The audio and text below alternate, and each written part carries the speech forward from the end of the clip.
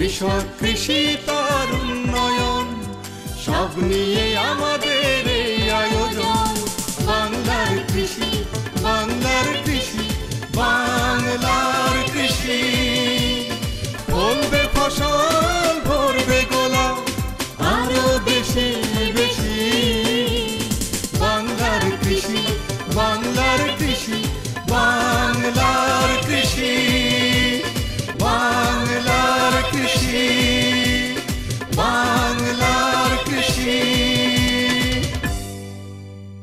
সুপ্রিয় দর্শক, বাংলার কৃষি অনুষ্ঠান থেকে আমি জিনাত রেহানা আবেদিন আপনাদের সবাইকে জানাচ্ছি শুভেচ্ছা। কৃষি তথ্য প্রযুক্তি ও পরামর্শ এ নিয়ে আমাদের অনুষ্ঠান বাংলার কৃষি। দর্শক, আজ 16ই অক্টোবর বিশ্ব খাদ্য দিবস। প্রতিবারের মতো এবারও FAO বা বিশ্ব খাদ্য সংস্থার উদ্যোগে এই দিবসটি পালিত হচ্ছে।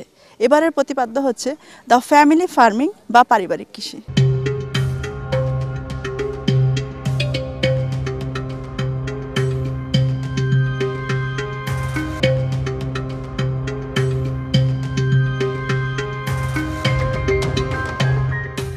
সুপ্রিয় দর্শক, বিশ্ব খাদ্য দিবস 2014কে কেন্দ্র করে বাংলা কৃষি অনুষ্ঠানের পুরো অংশ জুড়েই থাকবে একাধিক প্রতিবেদন। শুরুতেই দেখে নেব এ দিবস উপলক্ষে বাংলাদেশের আজকের কার্যাবলী। বিশ্ব খাদ্য দিবস 2014 প্রতিপাদ্য পারিবারিক কৃষি, প্রকৃতির সুরক্ষা, সবার জন্য খাদ্য, family farming, feeding the world, carrying for the earth. 16 October 2014 কর্মসূচি সকাল 9টা থেকে দুপুর 12টা। র্যালি দক্ষিণ প্লাজা সংসদ ভবন, খাদ্যমেলা DRC প্রাঙ্গণ, পরিবর্তনশীল পরিবেশে পারিবারিক কৃষি ও খাদ্য নিরাপত্তা বিষয়ক সেমিনার। মূল প্রবন্ধ উপস্থাপনে জনাব আনোয়ার ফারুক, মহাপরিচালক বীজ উইং, কৃষি মন্ত্রণালয়। প্রধান অতিথি মাননীয় কৃষিমন্ত্রী মতিয়া চৌধুরী MP। বিশেষ অতিথি মাননীয় মৎস্য ও প্রাণী সম্পদ মন্ত্রী জনাব সাইদুল হক MP। সম্মানিত অতিথি FAO বাংলাদেশ প্রতিনিধি জনাব মাইক রবসন এবং সভাপতিত্ব করবেন ডক্টর SM নাজমুল ইসলাম, সচিব, কৃষি মন্ত্রণালয়। এছাড়াও বিশ্ব খাদ্য দিবস উপলক্ষে ক্রোড়পত্র প্রকাশ, দৈনিক ইত্তেফাক ও দৈনিক জনকণ্ঠ, বিশেষ সংখ্যা প্রকাশ, কৃষি কথা, কৃষি তথ্য সার্ভিস, বিশেষ টক শো, রেডিও, টেলিভিশন এবং মোবাইল ফোনে গ্রাহকদের মধ্যে দিবস ভিত্তিক তথ্য সম্প্রচার। এবারে দেখুন বিশ্ব খাদ্য দিবস উপলক্ষে বিশেষ প্রতিবেদন।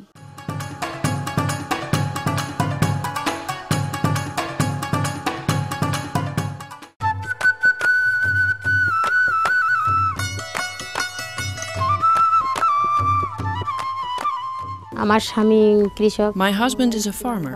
I have to look after the house. Sometimes I have to go to the fields to work with my husband. We have 3 children. I have to look after them. We have poultry and cattle. I have to look after them as well. There is no end to our chores. We work all day.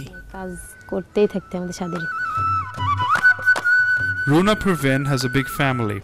It's not just her 2 children and her husband, but also his parents, his brothers, their wives and children, who live in the same house. While the men work in the field, the women look after the cows and the chicken. Farming is the only source of income for the family. Family farming is one of the predominant form of agriculture in Bangladesh. It is nothing new to Bangladesh. It is something very common picture of rural Bangladesh. Farming is very often small scale. And it needs to be integrated with a whole bunch of other activities around the homestead. Obviously bringing up children, children's education, preparing meals, all has to go together with managing poultry, managing the dairy, the cycle for collection of milk and animal feeding, and also work in the field. So it's a very much an integrated exercise. And we see examples where the whole family joins in on particular times when there's a need for help, for labour, for picking, for harvesting or for weeding and so on. So the challenge for the family is really to try and keep family life going and also to keep the farm and the farm activities properly managed. We depend on farming. I have this cow. It provides me some earnings. The goat adds a little to that. I am supporting my family with the earnings. Family like this, they're growing vegetables, they're rearing livestock, they have poultry items.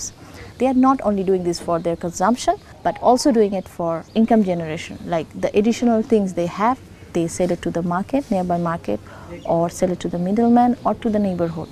So with that money, with that income, they feed the family, spend for the schooling of the children, invest in the farms, and also for their health. In this way, they can boost up their economic level, boosting up the economic level of one family, which makes stable of the economic situation of a one community. And it's one community is economically stable, the other is also. If we don't focus on the family, if we don't understand what the family's needs are, the family's constraints, then we can't really do good quality extension work, good quality promotion of technologies if we don't understand how the family operates. We, when I say we, I mean the government, the extension services, the researchers, the scientists and so on. FAO's role in all of that is about trying to smooth those links and build better bridges between science, farmers, extension workers and so on. Once upon a time, the family had only 4 members. Now it has grown to a family of 15. With the same land and the same resources, the family has to produce food for all these people. Family members are increasing, but not the land. We have to increase our income with our own effort. We need to work hard and get a good yield. We don't have sufficient income for our family. We need more income. We are farmers. Our income fluctuates from one season to another, depending on the harvest. Our work really over years in Bangladesh, over the last 40 years we've been in Bangladesh, has been focused on these kind of issues, these kind of activities, and the farm and the farm family is at the heart of it. I hope for a higher yield in the future. We don't need much, but still hope life will be better than it is today. I hope that FAO in a small way can promote and help the government and the people of Bangladesh. We have to raise our children. That is our main concern, to educate them and give them a good start in life. We have to plan for their future, that they can stay well and have a better life. That is what we hope for.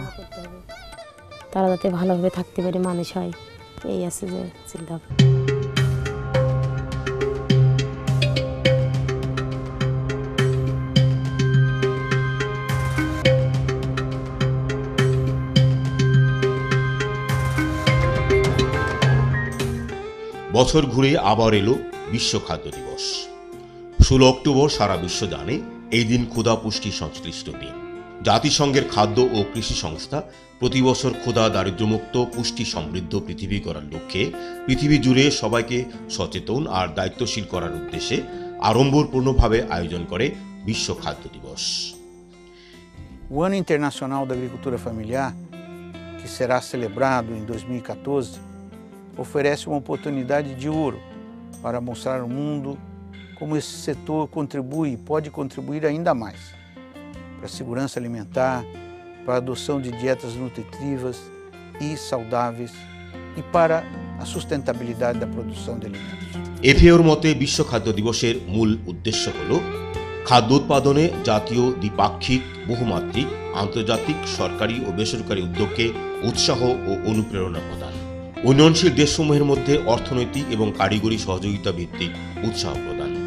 জীবন জীবিকার মান উন্নয়নের জন্য দুস্থ, বঞ্চিত মহিলা এবং গ্রামীণ জনগণের অংশীদারিত্ব বাড়িয়ে সিদ্ধান্ত গ্রহণের সাহস প্রদান। বিশ্ব ক্ষুধা দারিদ্র্য বিমোচনে সাধারণ জনগণের সচেতনতা বাড়ানো। উন্নয়নশীল দেশে সহজ সরল পদ্ধতিতে প্রযুক্তি হস্তান্তর প্রক্রিয়া এগিয়ে দেওয়া। ক্ষুধা, পুষ্টিহীনতা, দারিদ্রতার বিরুদ্ধে সংগ্রাম, খাদ্য ও পুষ্টি উন্নয়নে সফলতা অর্জনের কার্যক্রম কাঙ্ক্ষিত মাত্রার জোরদারকরণ।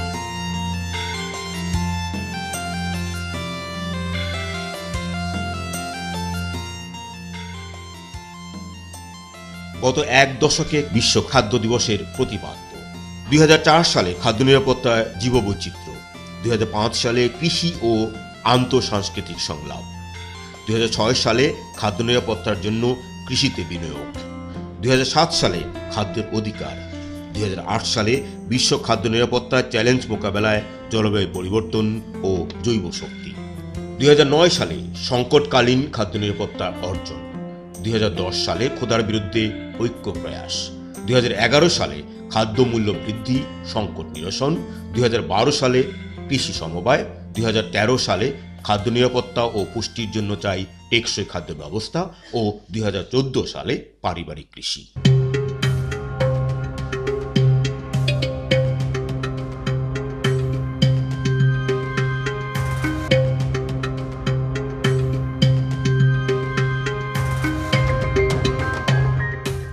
আল্লাহর কাছে আমার মোনাজাত থাকবে যে আমরা যেন সবারই খাওয়াতে পারি এবং পুষ্টিকর খাবার খাওয়াতে পারি। আমাদের আগামী দিনের যারা বংশধর বা ভবিষ্যৎ তারা প্রথমত মেধার দিক দিয়ে যেন আরও উন্নত মেধার অধিকারী হয়, সুস্বাস্থ্যের অধিকারী হয় এবং তারা সারা পৃথিবীর সঙ্গে কম্পিট করে প্রতিযোগিতা করে যেন সামনের দিকে আগ বাড়ায় যায়, যেটা আমরা যাওয়া শুরু করছি।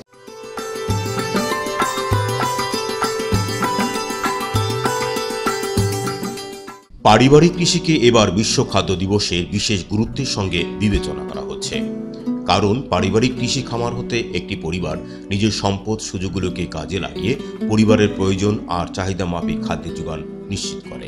এছাড়া সংসারের অতিরিক্ত আয়ের উৎস হতে পারে পারিবারিক কৃষি খামার।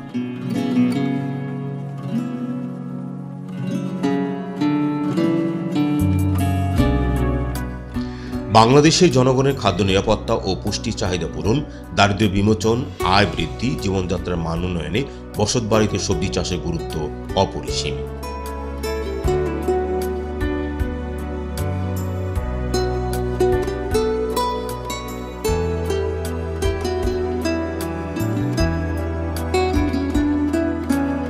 আমাদের গ্রামীণ জনগোষ্ঠী বহুকাল থেকেই একই আঙ্গিনায় নিজেরা বসবাস করা ছাড়াও শাকসবজি চাষ, গবাদি পশু, হাঁস মুরগি পালন, মাছ চাষ, ফলদ, বনজ একই সাথে উৎপাদন করে আসছেন। বাংলাদেশে বসতবাড়ির বাগান থেকেই অধিকাংশ ফল, কাঠ, জ্বালানি, পশু খাদ্য উৎপাদন ও সংগ্রহ করা হয়।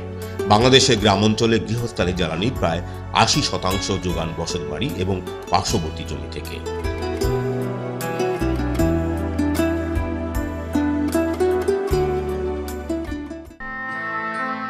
বাড়ির আঙিনার এক টুকরো জমি পরিকল্পিত ব্যবস্থাপনায় হয়ে উঠতে পারে পরিবারের সারা বছরের পুষ্টির নিত্য যোগানদার।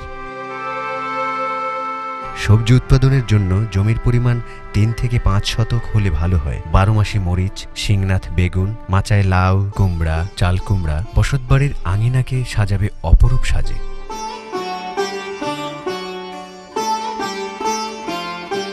একটি উদাহরণ দিয়ে নকশাটাকে বিশ্লেষণ করা যায়। 1 নং প্লটে ফুলকপি, 2 নং প্লটে টমেটো, 3 নং প্লটে বাঁধাকপি, 4 নং প্লটে বেগুন। প্রতিটি প্লটের দুপাশে 1 নং প্লটে পেঁয়াজ, 2 নং প্লটে রসুন, 3 নং প্লটে ধনিয়া, এভাবে সাজিয়ে লাগাতে হবে। তাছাড়া বেড়া হিসেবে চতুর্পাশে অড়হড় লাগালে শুধু ভালো ফলনই আসবে না, এদের ঝাঁঝালো গন্ধের কারণে অপকারী পোকামাকড়ের আক্রমণ ও বিভিন্ন রোগ থেকে রক্ষা পাবে বাগানের ফসল।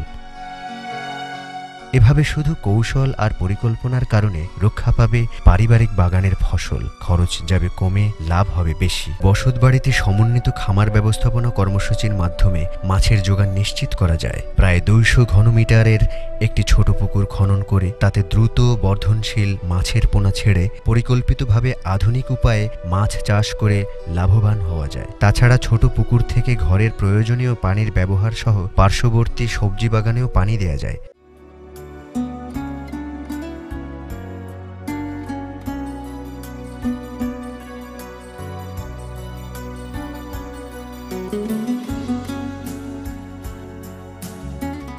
বসতবাড়িতে সমন্বিত খামার ব্যবস্থাপনার বেশ কিছু সুবিধা রয়েছে, যেমন বসতবাড়ির সমন্বিত খামার ব্যবস্থাপনার জন্য যে অল্প পরিমাণ জমির প্রয়োজন তা অধিকাংশ বাড়িতে পাওয়া যায়। ভিটা উঁচু বলে সেখানে বৃষ্টির পানি দাঁড়ায় না, তাই সারা বছর ধরেই সবজি, হাঁস, মুরগি, ছাগল ও ভেড়া পালন করা যায়। বাড়ির আঙিনায় পরিবারের সকল সদস্য কাজ করতে পারেন। মহিলা ও শিশুগণও সেখানে সবজিসহ মাছ, হাঁস, মুরগি, ছাগল ও ভেড়া উৎপাদনে যোগ দিতে পারেন। এভাবে পরিবারের ওই সব সদস্যরাও পরিবারের জন্য কাজ করার সুযোগ পান, বাড়তি খাদ্য ও পুষ্টির যোগান দিতে পারেন। পরিবারের প্রয়োজন মেটানোর পর বাড়তি শাকসবজি, মাছ, হাঁস, মুরগি, কবুতর, কোয়েল, ছাগল, ভেড়া ইত্যাদি বিক্রি করে পরিবারের জন্য কিছু বাড়তি আয়ও আসতে পারে।